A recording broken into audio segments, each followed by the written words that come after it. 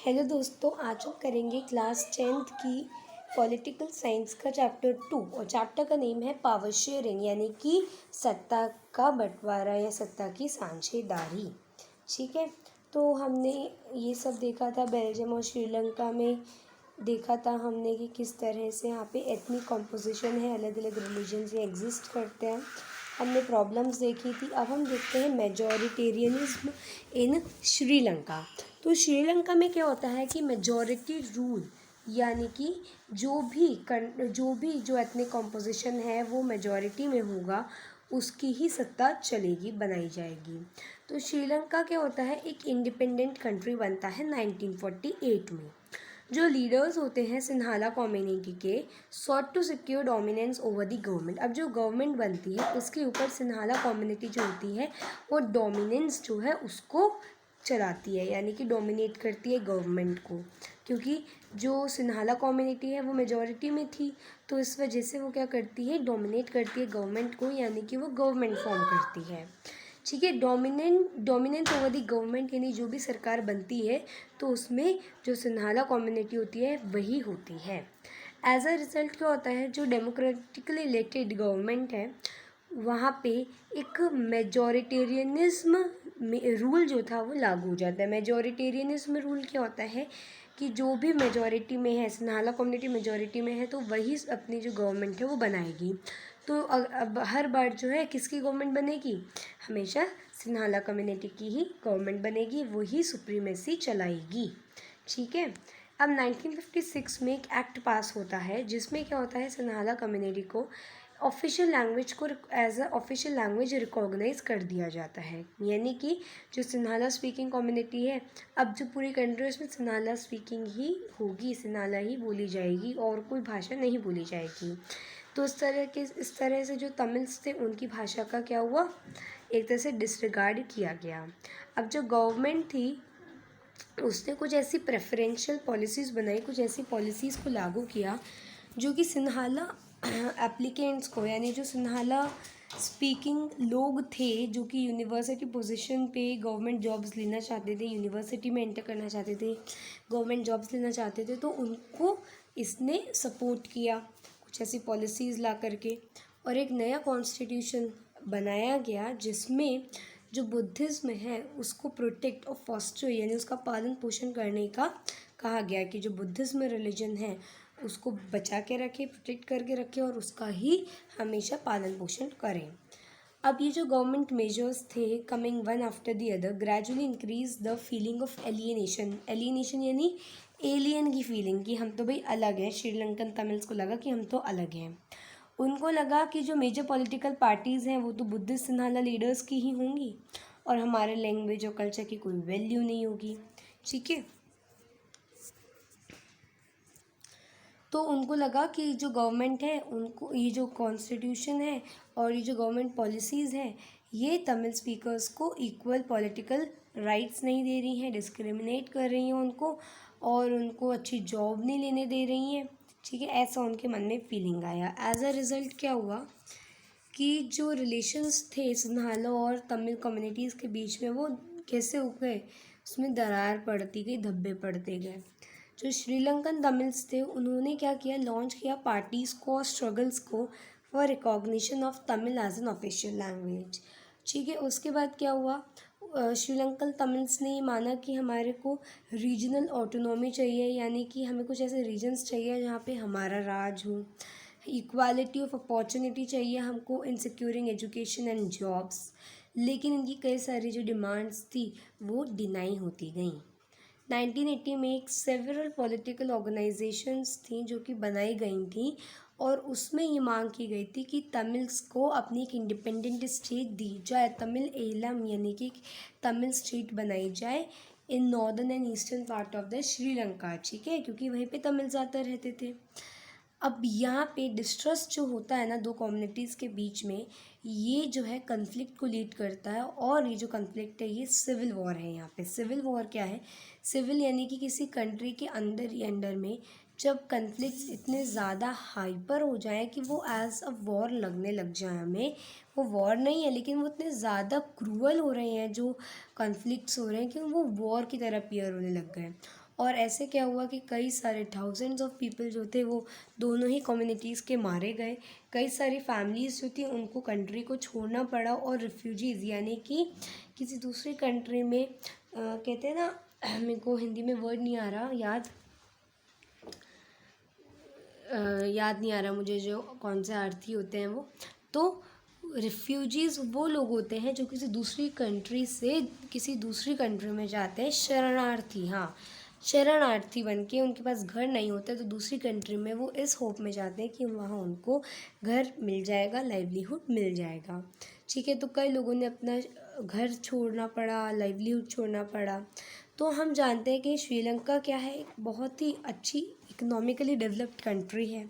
यहाँ पे अच्छा एजुकेशन और हेल्थ है, बट सिविल वॉर ने बहुत ज़्यादा टेरिबल सेटबैक यहाँ पे कॉज किया था।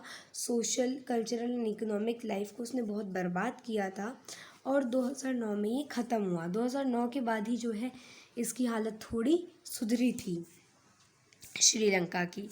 अब यहाँ पे आता है एकोमोडेशन इन बेल्जियम। अभी तो हमने क्या देखा था, हमने देखा मेजॉरिटेरियन इन श्रीलंका, यानी कि जो मेजॉरिटी कम्युनिटी होगी वो रूल करेगी। एकोमोडेशन इन बेल्जियम में क्या है कि बेल्जियम में सब लोगों को साथ लेने की बात की गई। वहाँ की जो डाइवर्सिटी थी उसको एकोमोडेट यानी इकट्ठा करने की बात की गई। वहाँ के जो लीडर्स थे उन्होंने बंटवारे की बात नहीं की, बल्कि उन्होंने इकट्ठा यानी एकत्र, यूनिटी की बात करी। तो बेल्जियम के जो लीडर्स थे उन्होंने एक अलग रास्ता चुना, जिसमें कि उन्होंने क्या किया, जितने सारे रीजनल डिफरेंसेस और कल्चरल डाइवर्सिटीज़ थी उन सबको ही रिकॉग्नाइज़ किया, सबको ही वैल्यू दिया। 1970s और 1993 के बीच में जो कॉन्स्टिट्यूशन था उसको 4 बार अमेंड किया गया था। यह अमेंडमेंट अच्छे काम के लिए था।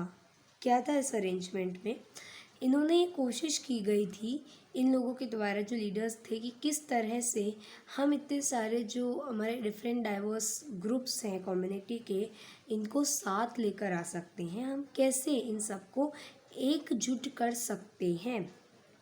ठीक है,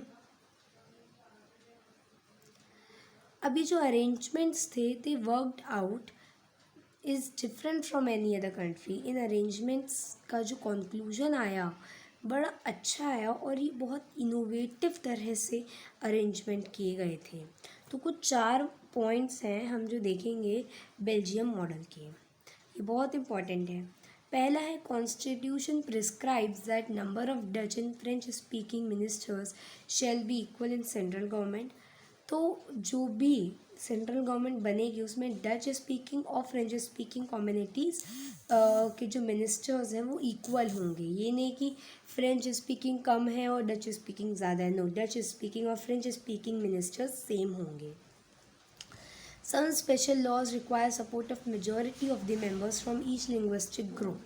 तो कुछ ऐसे होते हैं ना, लॉज बनाने होते हैं जिसमें जितने ज़्यादा लोग होंगे सभी कम्युनिटी के उतना अच्छा डिसीजन ले पाएंगे। तो इस वजह से यहाँ पे इक्वल फ्रेंच और डच स्पीकिंग कम्युनिटीज़ जो थे उनको रखा गया। इस वजह से क्या हुआ कि कोई एक कम्युनिटी का ही डिसीजन नहीं हुआ, सभी जो कम्युनिटीज़ हैं फ्रेंच डच उन दोनों ही ने ही अपने जो थॉट्स, अपने जो सोच विचार थे उनको आगे रखा। Many powers of the central government have been given to state government of the 2 regions of the country। जो सेंट्रल गवर्नमेंट की पावर है वो स्टेट गवर्नमेंट को भी दी गई थी। ठीक है, अभी जो स्टेट गवर्नमेंट है ये 2 रीजन्स की बताई गई है यहाँ पे। एक रीजन तो क्या हुआ, फ्लेमिश रीजन, और एक हुआ वॉलून रीजन। तो जो स्टेट गवर्नमेंट थी वो सबॉर्डिनेट नहीं थी सेंट्रल गवर्नमेंट की, ये भी ध्यान रखना। ब्रूजल में एक सेपरेट गवर्नमेंट थी जहाँ पे जो दोनों ही कम्युनिटीज़ के इक्वल रिप्रेजेंटेशंस थे वो होते थे। जो फ्रेंच स्पीकिंग पीपल थे एक्सेप्ट करते थे इक्वल रिप्रेजेंटेशन को in Brussels, because the Dutch speaking community is accepted equal representation in central government. Central government हो गई नेशनल गवर्नमेंट। नेशनल गवर्नमेंट में डच स्पीकिंग लोगों ने कॉम्प्रोमाइज़ किया कि भाई ठीक है, जितने हम होंगे उतने तुम होंगे। इसी वजह से ब्रूजल में जहाँ पे फ्रेंच ज़्यादा हैं डच कम है, वहाँ पे एक डिसीजन लिया गया। उस डिसीजन के मुताबिक फ्रेंच लोगों ने भी ये कॉम्प्रोमाइज़ किया कि ठीक है, ब्रूजल में जितने हमारे मिनिस्टर्स बनाए जाएंगे फ्रेंच मिनिस्टर्स, उतने ही डच मिनिस्टर्स भी बनाए जाएंगे। अब सेंट्रल और स्टेट गवर्नमेंट के अलावा यहाँ पे कम्युनिटी गवर्नमेंट थी, और ये जो कम्युनिटी गवर्नमेंट थी ये कौन इलेक्ट करता था? पीपल इलेक्ट करते थे belonging to one language community. Dutch लोगों की एक अलग कम्युनिटी गवर्नमेंट थी, फ्रेंच की एक अलग कम्युनिटी गवर्नमेंट थी, जर्मन की एक अलग कम्युनिटी गवर्नमेंट थी। No matter where they live, ये जो गवर्नमेंट है इसको पावर होती थी regarding the cultural, education and language related issues. अभी जो बेल्जियम का मॉडल है थोड़ा कॉम्प्लिकेटेड है, इसके लोगों को भी ये कॉम्प्लिकेटेड लगता है, बट ये जो अरेंजमेंट है ये बहुत अच्छे से काम करते आ रहे हैं बेल्जियम में। और इस मॉडल की वजह से यहाँ पे किसी तरीके का कोई कन्फ्लिक्ट नहीं छड़ा दोनों कम्युनिटीज़ के बीच में, है ना, और ना कोई डिवीज़न हुआ कंट्री को on the basis of the linguistic lines. अब जब बहुत सारी कंट्रीज़ जो थी यूरोप की वो उन्होंने एक यूरोपियन यूनियन बनाई थी, यूरोप की कंट्रीज़ ने मिलकर एक यूरोपियन यूनियन बनाई थी। इस यूरोपियन यूनियन में जो ब्रुसेल था उसको हेडक्वार्टर माना गया, बनाया क्यों? क्योंकि इनका कॉन्स्टिट्यूशन इतना अच्छा था, तो ब्रुसेल को ही यहाँ का हेडक्वार्टर बनाया गया।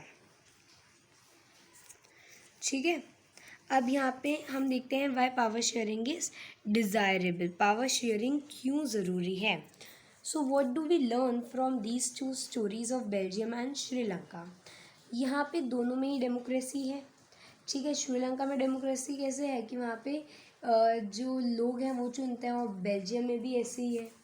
मगर जो श्रीलंका है यहाँ पे जो डेमोक्रेसी है इसमें एक मेजॉरिटी रूल आ गया है, ठीक है, कि जो मेजॉरिटी कम्युनिटी होगी वही रूल करेगी। बेल्जियम में ऐसा नहीं है, वहाँ पे उन्होंने ये समझा कि यूनिटी ऑफ द कंट्री कब तभी पॉसिबल है जब सभी जो लोग हैं उनकी जो फीलिंग्स हैं, उनका जो डिफरेंट कम्युनिटीज़ हैं उनको इंटरेस्ट जो उसको समझा जाए। ऐसा रियलाइजेशन जो है इसकी वजह से यहाँ पे एक अच्छा पावर शेयरिंग हो पाया। श्रीलंका में हमें दिखता है एक कॉन्ट्रास्टिंग एग्जाम्पल, बिल्कुल उल्टा केस। इसमें जो है मेजॉरिटी कम्युनिटी वांट, अगर मेजॉरिटी कम्युनिटी चाहे तो वो डोमिनेंस शो कर सकती है ओवर द अदर्स, एंड यहाँ पे शेयरिंग पावर जो है, पावर शेयरिंग जो है इसको भी रिफ्यूज़ किया जा सकता है। It can undermine the unity of the country, तो ये यूनिटी ऑफ द कंट्री को कभी भी तोड़ सकती है यहाँ पे जो मेजॉरिटेरियन गवर्नमेंट है, ठीक है। अब यहाँ पे हम देखते हैं why power sharing it is desirable, ठीक है, इसको हम अभी देखते हैं।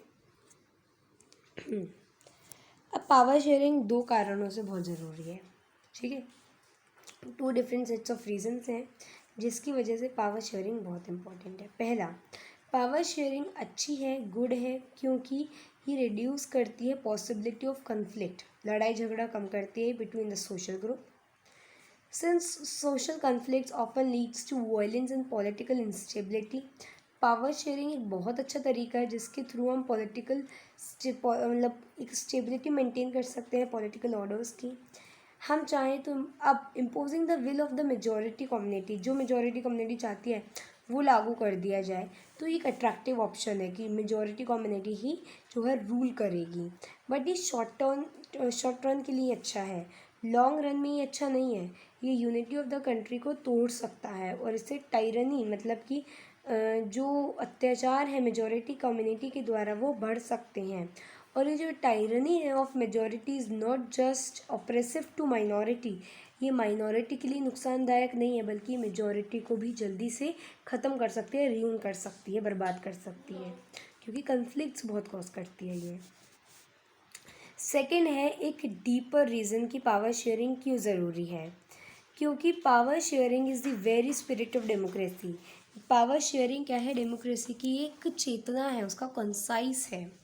जो डेमोक्रेटिक रूल है उसमें शेयरिंग ऑफ पावर किया जाता है with those affected by it's exercise. Power sharing ज़रूरी है क्योंकि अगर हम पावर शेयरिंग नहीं करते हैं तो जो गवर्नमेंट है, गवर्नमेंट से कौन कौन अफेक्ट होगा उनका ध्यान रखा जाता है। Who have to live with its affect, जिनको अफेक्ट के साथ जीना होगा। People have the right to be consulted on how they are govern, तो लोगों को ये राइट है कि वो कंसल्ट कर सकते हैं, बता सकते हैं कि कैसे हम चाहते हैं गवर्न होना।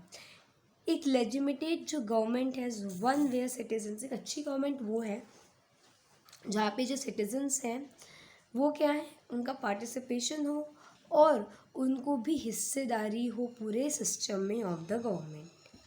तो पहला रीज़न हो गया प्रूडेंशियल, यानी कि जिसमें हमने गेन्स और लॉस देखा कि अगर डेमोक्रेसी होगी तो ये गेन है और ये लॉस है।